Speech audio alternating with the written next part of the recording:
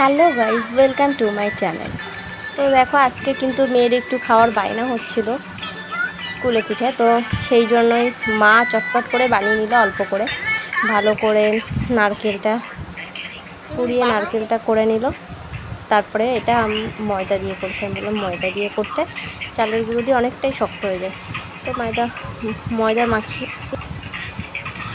তারপরে মা এরকম করে বানিয়ে ফেললো এক একটা করে।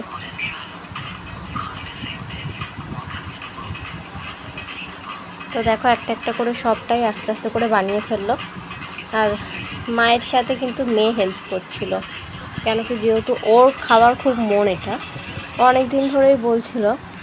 তো সেই জন্য ও হেল্প করে দিচ্ছিল, ওর ইচ্ছা করছিল হেল্প করতে।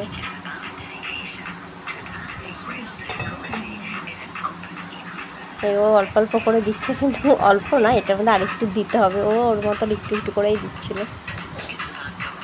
এরকম করে অনেকগুলোই হয়েছে। আমি ভেবেছিলাম একদমই হয়তো অল্প কটা হবে, তো দেখলাম না, ঠিকঠাকই হয়েছে একটা নারকেল দিয়ে।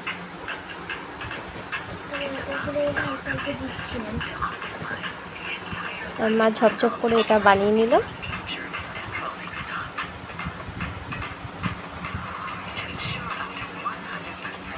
এই পিঠেটা তোমরা কারা কারা খেতে ভালোবাসো?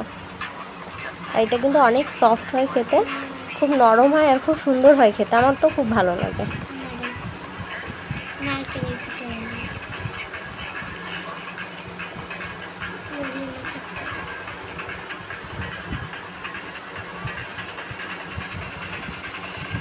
তো দেখো, তারপরে কিন্তু দুধ গরম করে নেওয়া হচ্ছিল।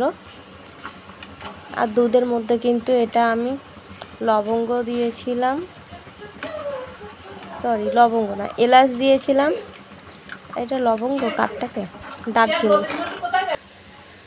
কি বলে ভুলে গেছি। তো সেটা দিয়েছিলাম, কাঠ মতন যেটা থাকে ওটা দিয়েছিলাম, লবঙ্গ দিয়েছিলাম আর চিনি দিয়েছিলাম। সেটা কিন্তু আমি ভিডিও করতে ভুলে গেছি।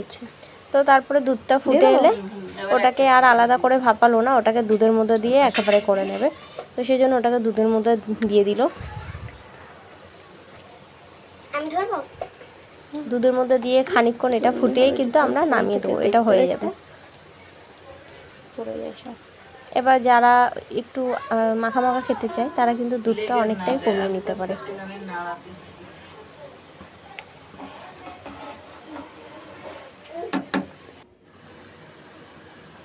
ব্যাস রেডি হয়ে গেল। তো তোমাদের কেমন লাগলো বলো। বাই।